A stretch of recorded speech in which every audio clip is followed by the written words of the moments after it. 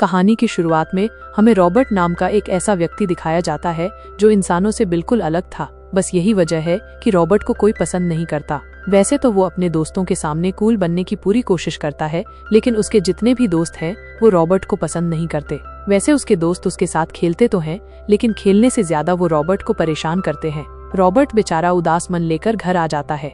घर पर हम उसकी नानी को देखते हैं जो रॉबर्ट की बहुत परवाह करती हैं। साथ में हम उसकी माँ को भी देखते हैं जो रॉबर्ट से बहुत प्यार करती हैं। यहाँ रॉबर्ट अपनी नानी से पूछता है कि लोग मुझे पसंद क्यों नहीं करते हैं, क्या मैं बुरा हूँ? जिस पर उसकी नानी कहती है कि इंसान बुरा और अच्छा वो अंदर से होता है, बाहर से कौन कैसा है उससे फर्क नहीं पड़ता है और तुम अंदर से बहुत अच्छे हो। घर पर हमें रॉबर्ट के पिता पीटर को दिखाया जाता है, जिन्हें सिंगिंग का बहुत शौक है। गाना तो उनके रगों में खून की तरह दौड़ रहा है। उनका भी एक सपना है कि वो ढेर सारे लोगों के सामने खड़े होकर गाना गाएं, और जब वो गाना गाएं तो पूरी दुनिया ताली बजाती रह जाए। यहाँ दोस्तों हमें मालूम चलता है कि पीटर छोटे मोटे बार में जाकर गाना गाता है और कुछ पैसे मिल जाएं तो उसी से वो घर चलाता है। कुछ लोग ही सही, लेकिन जब वे लोग तालियां बजाते हैं तो पीटर को बहुत खुशी मिलती है। एक दिन पीटर अपने घर वालों को बताता है कि उसे एक कॉन्सर्ट में गाना गाना है। इतना कहने के बाद वो शहर छोड़कर चला जाता है, लेकिन दोस्तों ये उसका एक बहाना था। वो अपने घर वालों से पीछा छुड़ाना चाहता था।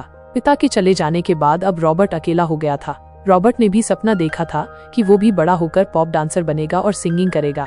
धीरे धीरे पूरे 5 साल बीत चुके थे। रॉबर्ट भी बड़ा हो गया था। वो अलग अलग जगहों पर जाकर अपना इंटरव्यू देता था, लेकिन वो कहते हैं ना कि तुम चाहे जितना अच्छा गाना गा लो या फिर चाहे जितना अच्छा डांस कर लो, जब लोग तुम्हें पसंद नहीं करते हैं, तुम लोगों से अलग होते हो, तो वो तुम्हें इग्नोर करते हैं। फिलहाल रॉबर्ट के जीवन में भी यही सब चल रहा था। जब वो घर पर जाता है तब उसकी माँ उससे कहती है कि फालतू के काम छोड़कर अपनी पढ़ाई पर ध्यान दो। उसी वक्त रेडियो के जरिए रॉबर्ट को मालूम चलता है कि एक जगह पर पॉप डांसर का इंटरव्यू हो रहा है।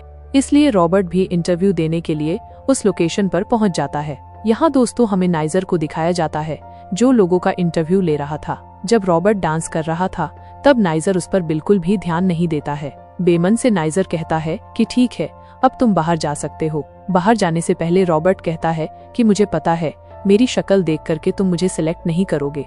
इतना कहने के बाद वो नाइजर को आंख मारता है और बाहर चला जाता है। लेकिन इधर नाइजर को इस बात का एहसास होता है कि अगर लोगों को कुछ अलग दिया जाए तो शायद वे लोग उसे पसंद करें। खैर दोस्तों, जब रॉबर्ट घर आ जाता है तब वो कॉल के आने का इंतजार करने लगता है। जैसे ही रिंग बजती है तो वो भागते हुए जाकर के कॉल को रिसीव करता है, लेकिन बाद में उसे मालूम चलता है कि यह कॉल उसके पिता ने किया है। लगभग 5 सालों के बाद उसके पिता यहाँ कॉल कर रहे थे।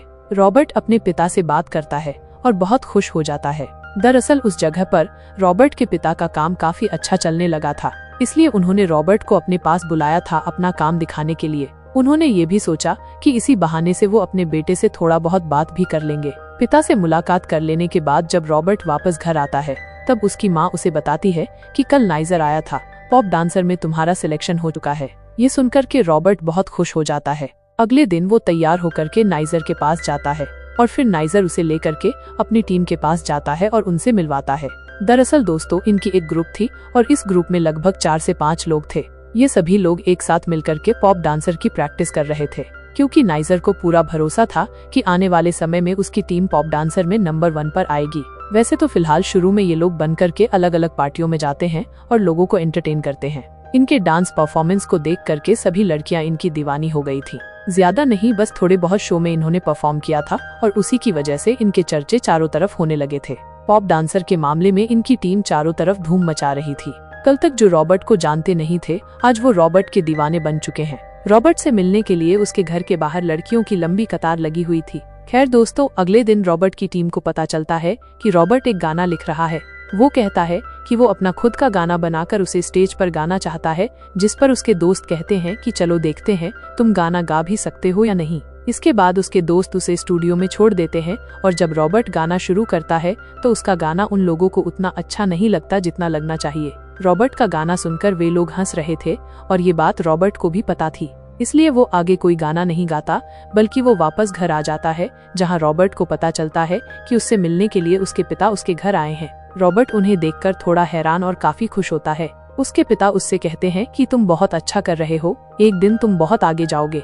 रॉबर्ट कहता है कि मुझे ये सब बिल्कुल अच्छा नहीं लग रहा है, वे लोग मेरा मजाक बनाते हैं, इसलिए मैं उन सब से दूर रहना चाहता हूँ। अगले दिन एक बड़ा कॉन्सर्ट था और उसमें पूरी टीम को अच्छा परफॉर्मेंस देना था, लेकिन दिक्कत ये थी कि रॉबर्ट ने पता नहीं कौन सा नशा किया था, उसे चक्कर आ रहे थे। वो स्टेज पर गिरा पड़ा था।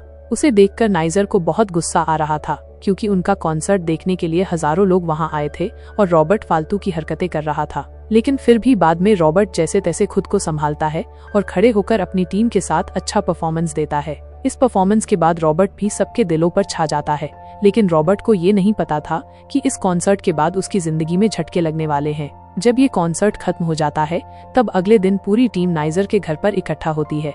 यहाँ पर टीम वाले रॉबर्ट को भी बुलाते हैं और उससे कहते हैं कि अब हम तुम्हारे साथ कोई भी कॉन्सर्ट नहीं करना चाहते हैं।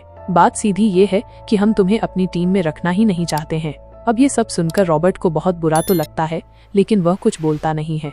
वो कहता है कि ठीक है, कोई बात नहीं। इतना कहने के बाद वो वापस जाकर अपनी गाड़ी में बैठ जाता है और फिर अपनी खटारा गाड़ी को स्टार्ट करने के बाद वहाँ से जाने लगता है। लेकिन जब रास्ते में वो ड्राइव करके जा रहा था तब वो अपने दोस्तों की कही हुई बातों को सोचने लगता है और उसे बहुत बुरा लगता है। अगले दिन हमें दिखाया जाता है कि रॉबर्ट अकेले ही बैठकर नए साल का जश्न मना रहा था। यहाँ पर दोस्तों हमें एलिस नाम की एक लड़की को दिखाया जाता है। जब वो रॉबर्ट को अकेले देखती है तब वो उससे बात करने लगती है। वो रॉबर्ट से कहती है कि तुम्हें अपने दोस्तों के साथ कॉन्सर्ट में होना चाहिए था, जिस पर रॉबर्ट कहता है कि मैंने अपने दोस्तों का साथ छोड़ दिया। इसके बाद जब एलिस अपना मास्क हटाती है तब रॉबर्ट उसे पहचान लेता है। दरअसल एलिस भी गर्ल टीम की एक पॉप डांसर स्टार है और वो भी काफी फेमस है। यहाँ रॉबर्ट उससे बात करता है और वो एलिस को बताता है कि वो अपना खुद का एक गाना लिख रहा है। एलिस के कहने पर वो गाना गाकर सुनाता है और फिर ये दोनों साथ में डांस करते हैं। धीरे धीरे ये दोनों काफी समय तक एक दूसरे के साथ रहते हैं। इन दोनों को इस बात का एहसास हो जाता है कि ये दोनों सिर्फ एक दूसरे के लिए बने हैं, इसलिए दोनों रिलेशनशिप में आ जाते हैं। एक दिन एलिस रॉबर्ट को अपने साथ लेकर जाती है और अपने टीम वालों से मिलवाती है। यहाँ एलिस के दोस्तों के जरिए रॉबर्ट को मालूम चलता है कि एलिस ने रॉबर्ट के खातिर अपने परिवार का साथ छोड़ दिया, और ये बात जानकर रॉबर्ट को भी बहुत बुरा लगता है। अगर एलिस के घर वाले रॉबर्ट को पसंद करते होते तो उसे अपने घर को नहीं छोड़ना पड़ता। वो एलिस से कहता है कि तुम्हारे घर वालों ने मुझे पसंद नहीं किया, तो फिर तुम मुझे क्यों पसंद कर रही हो? तुम्हें अपने परिवार के साथ होना चाहिए, न कि मेरे साथ। अब इन्हीं सब की वजह से इन दोनों के बीच में थोड़ी बहसबाजी हो जाती है, इसलिए रॉबर्ट सीधा अपने घर आ जाता है। घर आकर वो कई दिनों के बाद अपनी नानी और अपनी माँ से मिल रहा था। यहाँ पर रॉबर्ट को मालूम चलता है कि जब उसके पिता उससे आकर मिले थे, उसके बाद से वो कभी भी घर नहीं आए।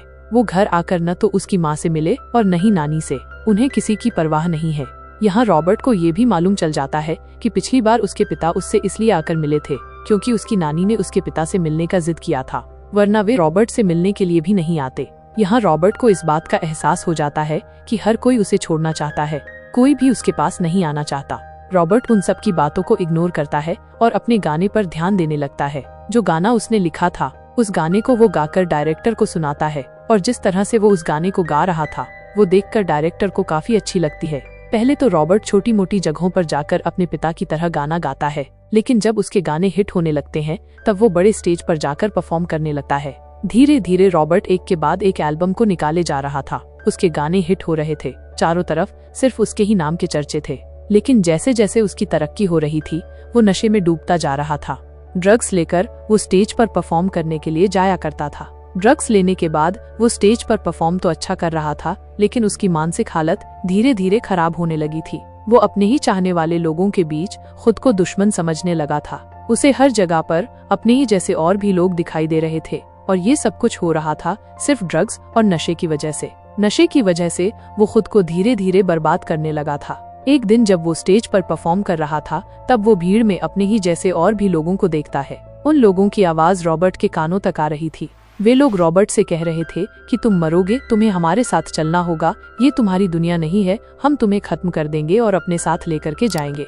इन सब की वजह से रॉबर्ट बहुत डर गया था। वो स्टेज छोड़ करके बाहर आ जाता है। यहाँ दोस्तों हमें मालूम चलता है कि अब उसके पिता भी उसके पास आ चुके हैं, क्योंकि रॉबर्ट ने इतनी तरक्की कर ली है कि ब्रिटिश के लोग भी अपने कॉन्सर्ट में उसे बुलाना चाहते हैं। उसके पिता कहते हैं कि मैंने बात कर ली है, बस तुम्हें उस कॉन्सर्ट में जाकर के परफॉर्म करना है। अगर तुम उस कॉन्सर्ट में जाते हो तो वे तुम्हें $80 मिलियन देने के लिए तैयार हैं। लेकिन रॉबर्ट को पता है कि उसकी हालत खराब हो रही है, इसीलिए वो लाखों लोगों के सामने परफॉर्म नहीं कर सकता। उस कॉन्सर्ट में लगभग लाखों लोग आने वाले थे। उस कॉन्सर्ट में जाने से पहले रॉबर्ट के पास एक कॉल आता है और उसे मालूम चलता है कि उसकी नानी की मौत हो चुकी है। वैसे तो वो अपनी नानी से बहुत प्यार करता है, लेकिन काम की वजह से वो उनके पास कॉल नहीं कर पा रहा था। हालांकि उसकी माँ कॉल भी कर रही थी, लेकिन रॉबर्ट कॉल रिसीव नहीं कर रहा था। इसलिए रॉबर्ट को अचानक से मालूम चला कि उसकी नानी की मौत हो गई। कॉन्सर्ट में जाने से पहले वो जाकर अपनी नानी का अंतिम संस्कार करता है। जब वो यहाँ से जाने लगता है, तभी यहाँ पर ढेर सारे लोग आ जाते हैं जो रॉबर्ट का फोटो क्लिक करने लगते हैं और उसे चारों तरफ से घेर लेते हैं। वो इन सब से परेशान होकर के घर चला आता है। घर पर जब वो टीवी देख रहा था, तब वो टीवी में खुद का मजाक बनते हुए देखता है, जिसे देखकर रॉबर्ट को गुस्सा आता है और वो टीवी को ही फोड़ देता है। अपने गुस्से को शांत करने के लिए घर का जितना सामान था सब कुछ तोड़ फोड़ देता है। सुबह में हम देखते हैं कि वो तालाब के बीच में एक छोटी सी बोट पर लेटा हुआ है। उसके पिता उसे लेने के लिए आते हैं क्योंकि उस कॉन्सर्ट में जाने का वक्त होने वाला था। रॉबर्ट बहुत गुस्से में था क्योंकि उसकी नानी के अंतिम संस्कार में उसके पिता नहीं आए थे क्योंकि वो अपने काम में बिजी थे। इसलिए रॉबर्ट गुस्से से कहता है कि आपको सिर्फ अपनी परवाह है, आपका परिवार कैसा है इससे आपको कोई फर्क नहीं पड़ता है। जब हमें आपकी सबसे ज्यादा जरूरत थी तब आप हमें छोड़कर चले गए। आपने हमेशा सिर्फ अपने काम से प्यार किया, आपको अपने परिवार से कोई मतलब नहीं था। खैर दोस्तों, अब इसके बाद हमें उस कॉन्सर्ट को दिखाया जाता है जहाँ पर 8 लाख से भी ज्यादा लोग आए हुए थे रॉबर्ट का परफॉर्मेंस देखने के लिए। रॉबर्ट स्टेज पे आकर के परफॉर्म करने लगता है। फिलहाल तो सब कुछ ठीक ठाक चल रहा था, लेकिन अचानक से रॉबर्ट को फिर से अपने लोग दिखाई देने लगते हैं। वो भीड़ की तरफ जब जब देख रहा था, तब तब उसे अपने लोग दिखाई दे रहे थे और ये सारे रॉबर्ट के ही एक रूप थे। रॉबर्ट को गुस्सा आता है। वो स्टेज के नीचे आकर के एक एक को जान से मारने लगता है। सबको जान से मार देने के बाद अंत में रॉबर्ट को मालूम चलता है कि सिर्फ वही बचा हुआ है। वो खुद को खत्म करने के लिए अपने हाथ की नस को काट लेता है। खुद को खत्म करने का मतलब अब वो पॉप डांसर का काम छोड़ देता है। वो एक कमरे में आकर के खुद को गुमनाम कर लेता है। वो सारा दिन कमरे में रहता है, पढ़ता है, थेरेपी लेता है और जब वो खुद को बेहतर समझने लगता है, खुद से प्यार करने लगता है, तब वो एक बार फिर से दुनिया वालों के सामने आता है। वो अपने दोस्तों से जाकर के मिलता है, उन सब से माफी मांगता है। वो अपनी नानी के कब्र पर जाकर के उनसे बातें भी किया करता था। इस तरह से दोस्तों, एक दिन वो एक कॉन्सर्ट में जाता है जहाँ पर वो लोगों को अपने बारे में बताता है और उन्हें एक गाना भी गा करके सुनाता है। वो लोगों को बताता है कि सिर्फ एक मेरी माँ ही थी जिन्होंने मेरा साथ नहीं छोड़ा। पिता ने भले ही साथ छोड़ दिया था, लेकिन आज मैं जो कुछ भी हूँ सिर्फ उन्हीं की वजह से हूँ। वो अपने पिता को भी स्टेज पर बुलाता है और फिर ये दोनों एक साथ एक गाना गाते हैं। इस तरह से दोस्तों, ये कहानी यहीं पर खत्म हो जाती है।